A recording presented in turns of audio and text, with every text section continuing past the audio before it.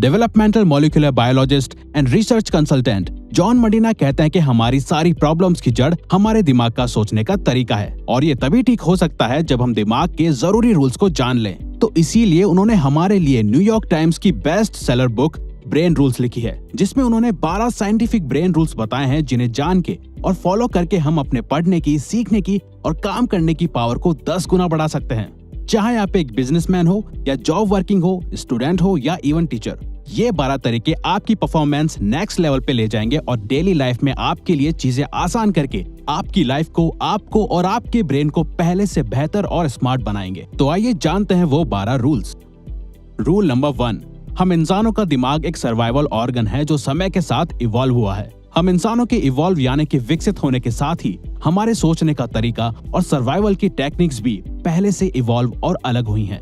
चाहे हम इस वर्ल्ड में सबसे ताकतवर ना हो, लेकिन हमने वक्त के साथ सबसे ज्यादा स्ट्रॉन्गेस्ट ब्रेन डेवलप किया है और यही हमारे सर्वाइवल का भी रीजन है, चाहे फिर वो हमारी हिस्ट्री हो या हमारा आज।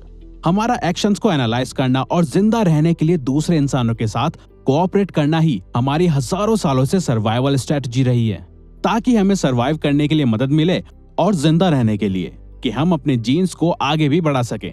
और अगर हमारा एनवायरनमेंट और आसपास के लोग हमारे गोल्स को सपोर्ट करते हैं तो हमारी प्रोडक्टिविटी और क्रिएटिविटी भी बूस्ट होती है। लेकिन अगर हमारे यही रिलेशंस, कनेक्शंस और अंडरस्टैंडिंग दूसरे लोगों के साथ सही ना हो तो वो ग्रुप और एनवायरनमेंट हमारे ब्रेन और हमारी लाइफ दोनों को बेकार बना देता है और यही चीज हमारी वक्त से पहले डेथ का भी रीजन बन सकती है। तो सिर्फ स्ट्रॉन्गेस्ट ब्रेन सर्वाइव करते हैं, ना कि strongest bodies. Rule number 2, exercise करना हमारे ब्रेन की पावर को बढ़ाता है। रिसर्चर्स ने 2 तरीके की पॉपुलेशन पे एक स्टडी की जो एक दूसरे से अलग लाइफस्टाइल जीते थे। ग्रुप ए में वो लोग थे जो रोजाना फिजिकल एक्सरसाइज करते थे और हाईली एक्टिव रहते थे, और वहीं दूसरी तरफ ग्रुप बी में वो लोग थे जो कोई भी फिजिकल एक्सरसाइज या एक्टिविटीज नहीं करते थे। तो रिसर्चर्स ने पाया कि ग्रुप ए का कॉग्निटिव स्कोर ज्यादा था ग्रुप बी के मुकाबले।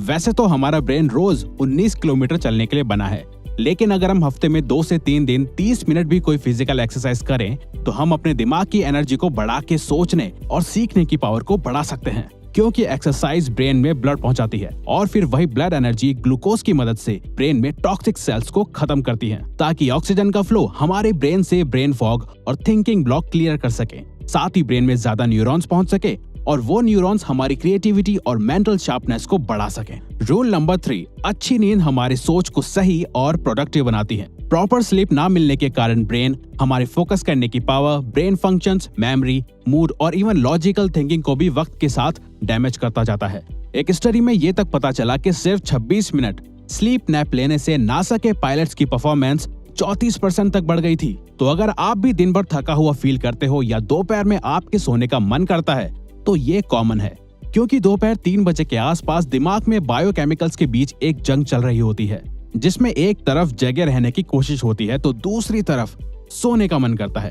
तो उस वक्त अगर पॉसिबल हो तो हमें कुछ देर की झपकी जरूर लेनी चाहिए। डॉक्टर मरीना का कहना है कि असल में हमारा ब्रेन सोने के दौरान भी रेस्ट नहीं कर रहा होता, वो दिन भर की इंफॉर्मेशन को प्रोसेस और चीजें लर्न कर रहा होता है।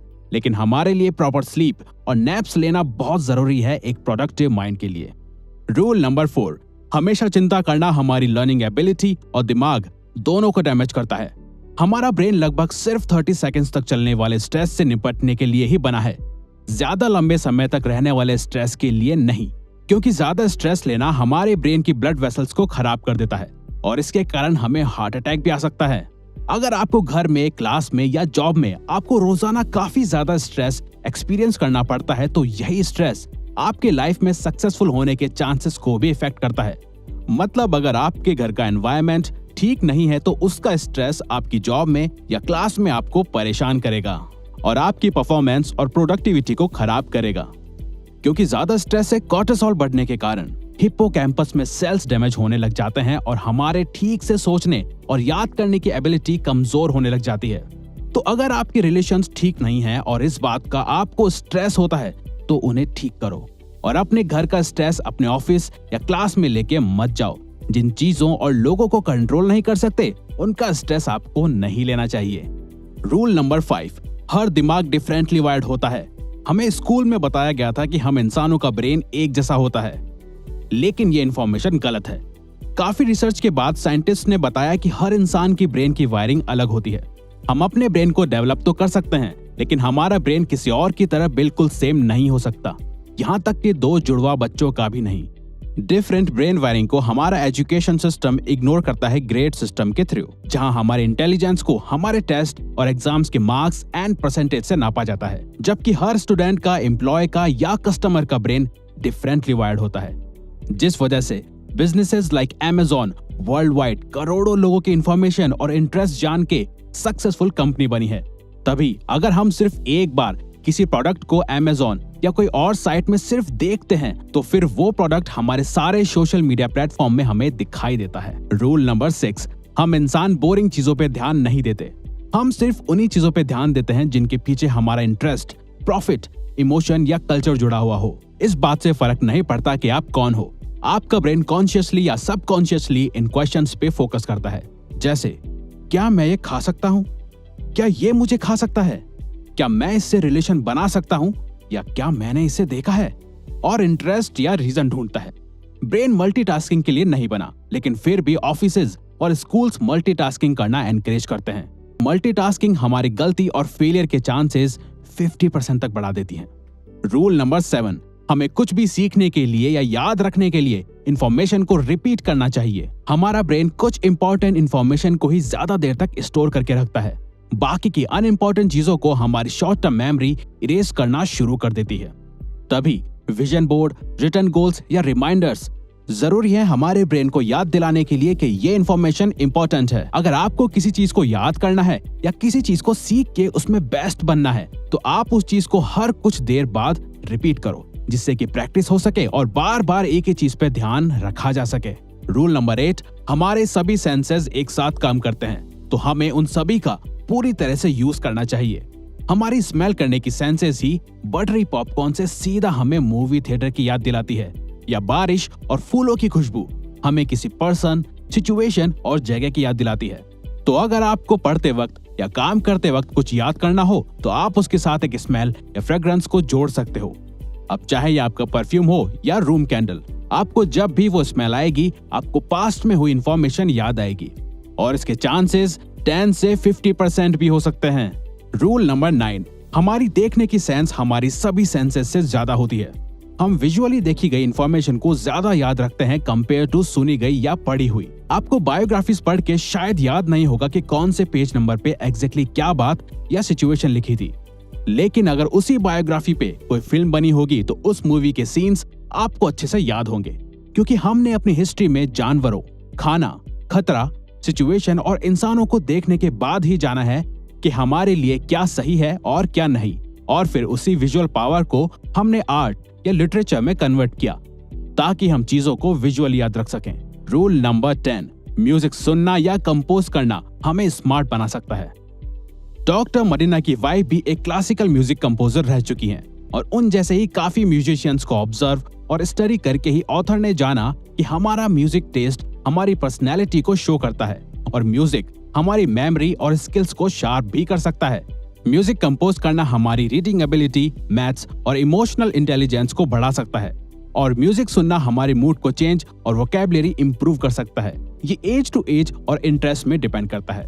रूल नंबर 11, मेल और फीमेल का दिमाग एक दूसरे से डिफरेंट होता है।